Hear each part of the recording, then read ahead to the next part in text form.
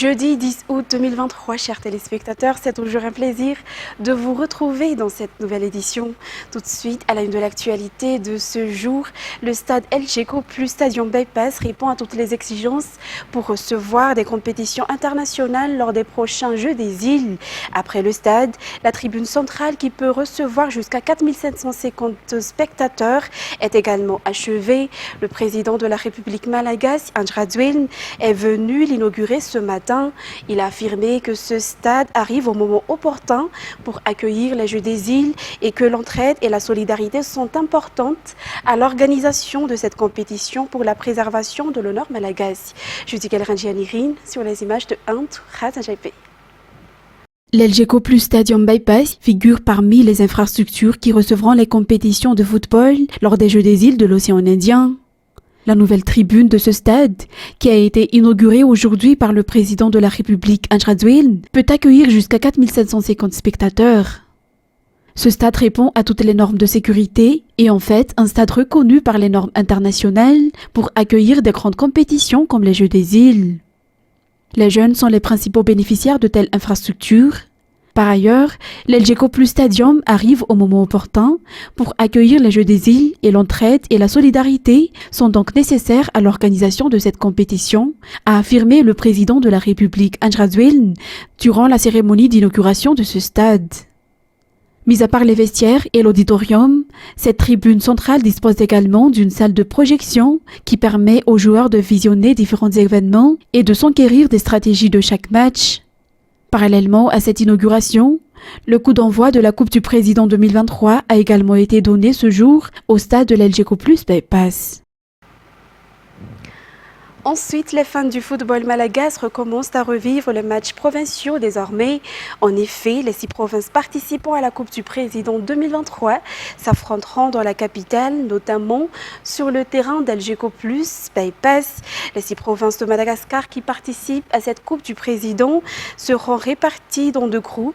Les sélections d'Antananarivo, Tuamasin, Toliara dans le groupe A, tandis que les joueurs de Madingue, Fianarantsoa, Antsiranana dans le groupe B. La rencontre entre Antananarivo et Tuamasin a débuté aujourd'hui au Bypass et les 2 équipes ont fait match nul sur le score de 1-1. Les détails avec Fredo Rakutarsou sur les images de Michel Rakutsan. La Coupe du Président a officiellement débuté aujourd'hui. La sélection d'Antananarivo et l'équipe de Tuamasin ont ouvert le tournoi au stade d'El Djeco plus Bypass.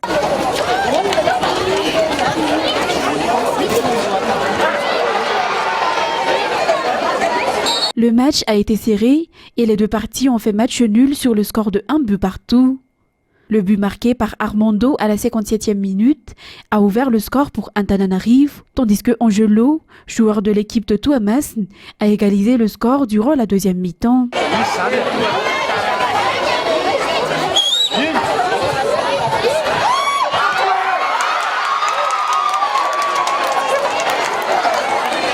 À noter que les 6 provinces participant à cette Coupe du Président sont réparties dans 2 groupes. Dans le groupe A, on retrouve les équipes d'Antananarivo, Tuamasin et Toliara. Et dans le groupe B, les équipes de Madingue, Fianarantsoa et Antsiranana. Les 3 équipes dans chaque groupe se rencontreront et les 2 premières de chaque groupe se qualifieront pour la demi-finale. En ce qui concerne l'organisation, les matchs de groupe et la demi-finale se dérouleront au stade d'El Djeco plus Bypass, tandis que la finale se déroulera au stade Baré Mamasin. Le président de la République a annoncé l'organisation de la Coupe du Président le 5 février dernier, une compétition pour unir et montrer la solidarité de tous les Malagasy. Continuons toujours dans ce même contexte. Après leur regroupement à Tuamasin, depuis le mois de juillet, les nageurs malagasy poursuivent désormais leur entraînement dans la capitale, lieu où se dérouleront les épreuves de natation. Les infrastructures qui accueilleront cette discipline sont sur le point d'être achevées, notamment la piscine de l'ENS Ampefilou et celle de Voudvourne. Il est estimé qu'à partir de demain, la piscine de l'ENS Ampefilou sera praticable et que ces athlètes puissent s'y entraîner. Le ministre de la Santé publique, ministre coach de cette discipline, a rendu visite à ces nageurs aujourd'hui et leur a apporté son soutien. Les détails avec Rat Romanezatouf et Anzar Hazonarville. Le regroupement de ces nageurs malagas se poursuit actuellement dans la capitale, après celui effectué à Tuamasin depuis le mois de juillet. Ils sont logés à l'hôtel Panorama à Antananarivo.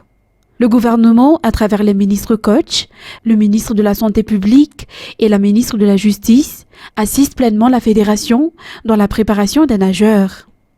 Lors de cette visite du ministre de la Santé publique aujourd'hui, ce dernier a remis une prime et des fortifiants à chaque nageur pour les encourager à donner le meilleur d'eux lors de la compétition. Selon le président de la Fédération de natation, le général Ramanatsu Gabriel, le regroupement des athlètes se passe à merveille et est actuellement en phase finale de préparation. Il n'y a aucun problème, que ce soit au niveau de la fédération, que des ministres coachs ou des nageurs. Grâce à cette bonne préparation, la discipline natation espère obtenir le plus de médailles lors des Jeux des îles. Dans un autre sujet, les États-Unis ont remis 500 000 $ à la CENI pour étoffer le basket fund du PNUD aujourd'hui. L'objectif annoncé est le soutien de la tenue d'élections libres et équitables à Madagascar. Le basket fund est une caisse commune destinée à la tenue des élections à Madagascar et le gouvernement américain a également apporté une aide de 400 000 $ afin de soutenir les activités d'éducation civique des sociétés civiles à Madagascar. Reportage. Afin d'aider Madagascar à organiser des élections libres, équitables, transparentes et inclusives, les États-Unis, à travers son ambassadeur à Madagascar, a octroyé 900 000 $, dont 500 000 $ pour le Basket Fund et 400 000 $ à la société civile pour soutenir les activités d'éducation civique dans le pays. Cette somme devrait promouvoir la sensibilisation des communautés dans tout Madagascar et soutenir la formation des agents électoraux, selon les explications. L'objectif étant de garantir la tenue de l'élection et d'assurer une bonne organisation qui sont les missions de la CENI. La France, l'Allemagne, les États-Unis et l'Union européenne ont déjà contribué au Basket Fund pour le soutien du processus électoral à Madagascar, si le Japon a octroyé des équipements nécessaires pour la réalisation des élections à la CENI. Il convient de noter que le Basket Fund a été mis en place le 27 juin par le système des Nations Unies. Par ailleurs, la représentante du PNUD à Madagascar a affirmé que le Basket Fund prévoit un appui sur plusieurs années et non seulement pour les élections présidentielles, du fait que le projet prendra fin en décembre 2025. La réhabilitation de la route d'Ambouch, une portion de la Nationale 7, commencera immédiatement. Le budget à cet effet a été approuvé par le Conseil des ministres d'hier. Il a également été dévoilé que le coût de la réhabilitation de la route reliant Akadimaok à Noussat est de 2 milliards d'ariars. La Convention internationale pour la protection des côtes maritimes a aussi été discutée lors de ce Conseil. Les détails avec Fanjisene Mikhaï. Lors de leur rendez-vous hebdomadaire, les membres du gouvernement ne cessent de discuter de l'état des routes à Madagascar. Hier, la réhabilitation de la Nationale 7, spécialement la route d'Ambouch, reliant le lieu d'Isserur à Madanresak, a été mentionnée, faisant suite au précédent Conseil des ministres. Le budget de 4,4 milliards d'ariars a été approuvé pour les travaux de réparation. Le Conseil des ministres a approuvé la réhabilitation du tronçon de la route nationale 58. Cette route fait également l'objet des travaux urgents à Antananarivo, dont les travaux commencent à Akadmaouk, passant par le Fasan Karan jusqu'à la station-service Chovena à Noussizatu. Les travaux coûteront 2 milliards d'ariars et commenceront immédiatement. Lors du Conseil des ministres, le président de la République, Andradzuel, a donné des instructions pour accélérer la révision de l'accord de coopération avec une organisation internationale dénommée Berger de la mer pour établir une surveillance de la zone maritime malagasy qui mesure 1 141 000 km². Cette directive est la raison pour laquelle la pêche illicite et illégale est toujours un gros problème pour Madagascar. Et parce que nous sommes géographiquement situés entre deux grands axes maritimes. Environ 500 à 700 bateaux de pêche sillonnent chaque jour les eaux malagasy. Une fois l'examen terminé et l'accord de coopération lancé, le Conseil des ministres donnera l'autorisation de procéder à sa signature. L'association Berger de la mer fournira un bateau qui servira à la surveillance ainsi que le carburant pour le faire fonctionner. Notre rôle est d'utiliser les inspecteurs de la marine et de la pêche et les techniciens seront formés dans ce cadre. Le Berger de la Mer est une organisation de renommée internationale. Le financement participatif dans les pays étrangers est leur fonds. Le Gabon, la Gambie, le Libéria et la Tanzanie sont quelques-uns des pays avec lesquels ils travaillent en Afrique. Il y a 32 ans exactement, la marche de la libération, une contestation populaire contre le régime de l'amiral Didier Ratirek. Ce qui s'est passé à cette époque peut être pris comme une leçon pour éviter que l'histoire se répète. Les détails avec ça, Sylvain. Des visages radieux, pleins d'espoir, quittant la place du 13 mai au matin du samedi 10 août 1991. Le professeur Zaffelberg était au premier rang. À ses côtés, les dirigeants des Forces vives, ou Irvine, qui comprenaient 66 organisations et partis politiques. Derrière eux, environ 400 000 personnes. Ils ont convenu une marche vers Yavlou.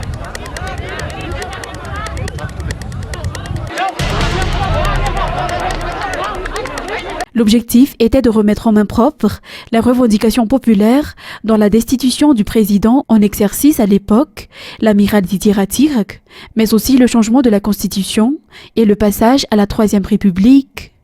À l'approche du palais, les affrontements ont commencé.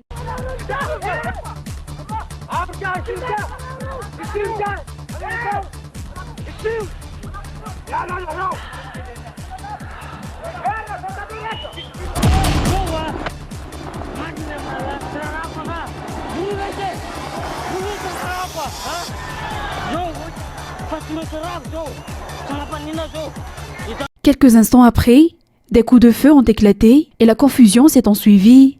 Un hélicoptère a également fait son apparition dans le ciel de Yavlou, indiquant à la milice ainsi qu'aux éléments de la garde présidentielle l'emplacement des contestataires. Yavlou était rouge de sang.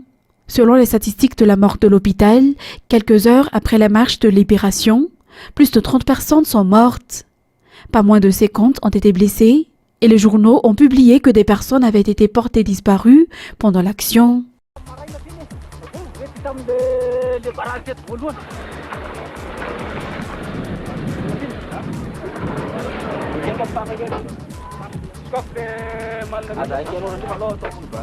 Le 10 août 1991 a marqué l'histoire du pays.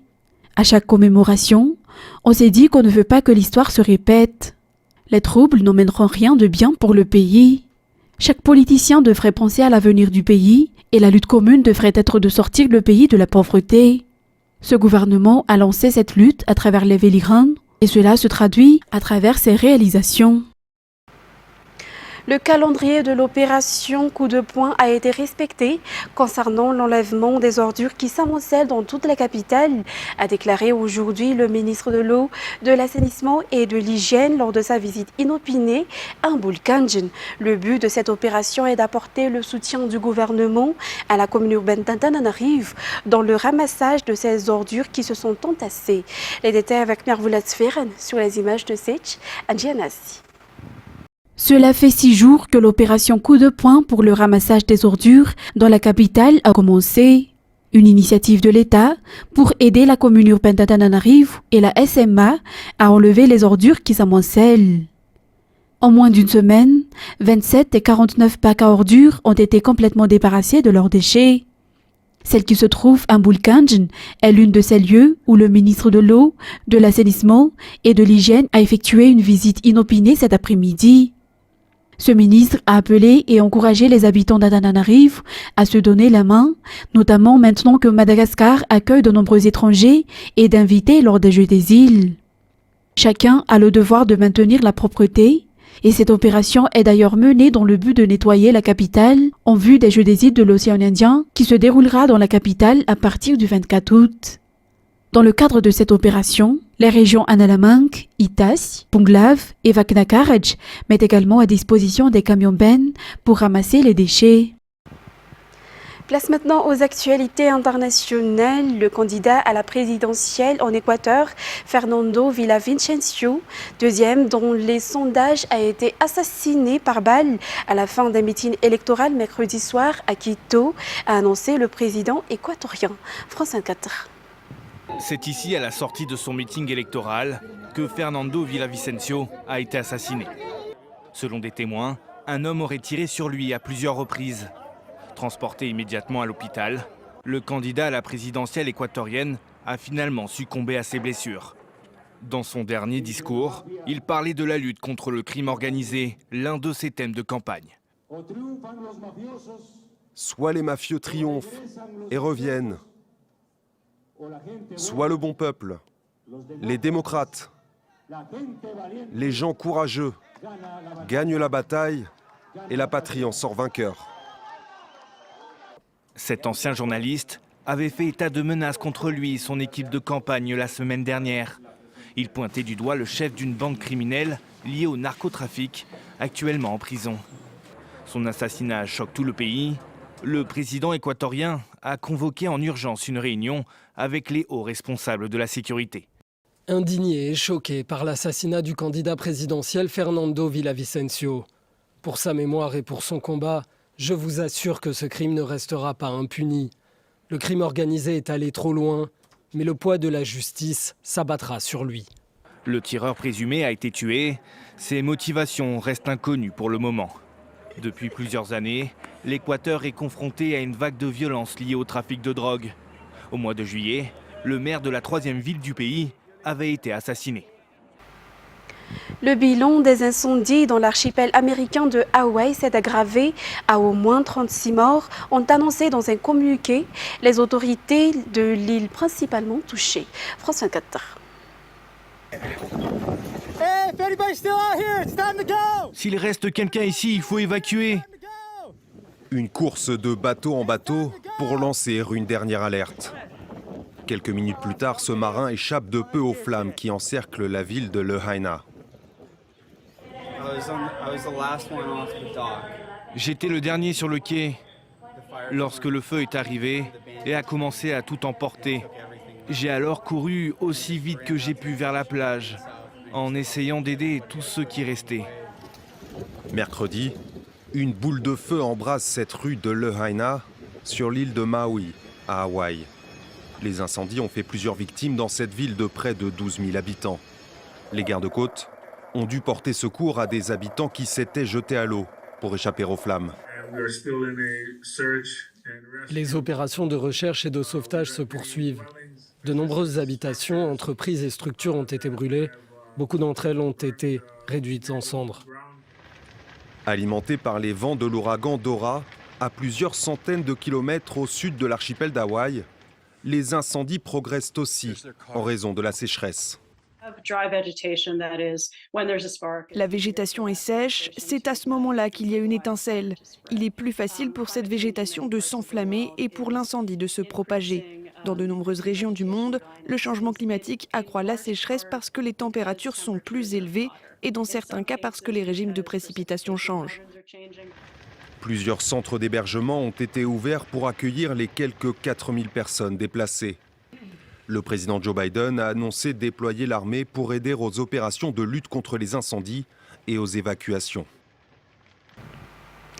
Et 41 personnes, dont 3 enfants, sont portées disparues après le naufrage d'une embarcation partie jeudi de Sfax en Tunisie avec 45 migrants à son bord, a annoncé mercredi l'ONU en Italie sur la base des témoignages de 4 survivants. France 24. La route migratoire la plus meurtrière au monde a fait de nouvelles victimes. Plusieurs dizaines de personnes sont portées disparues en Méditerranée centrale. Vendredi dernier, leur embarcation a fait naufrage au large de l'île italienne de Lampedusa. 4 migrants ont été secourus par les gardes-côtes et amenés au centre d'accueil de Lampedusa. Ils ont déclaré qu'ils avaient quitté Sfax en Tunisie jeudi 3 août dans l'après-midi avant de faire naufrage vendredi 4 août au matin.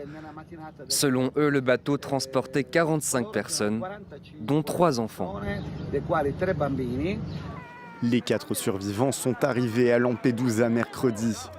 Originaires de la Côte d'Ivoire et de la Guinée, ils étaient choqués et épuisés. Ils souffraient également de blessures légères.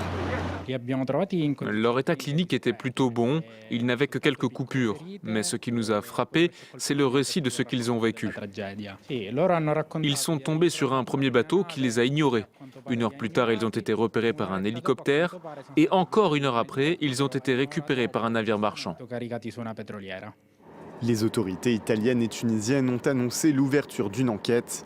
D'après l'Organisation internationale pour les migrations, plus de 1800 migrants sont morts en Méditerranée centrale depuis le début de l'année. Un nombre en constante augmentation alors que les départs de bateaux de Tunisie se multiplient dans un contexte de montée du racisme contre les migrants subsahariens. Mesdames et messieurs, c'est avec ce reportage que nous terminons cette édition. Nous vous remercions de l'avoir suivi jusqu'à son terme. Excellente soirée en notre compagnie. Au revoir.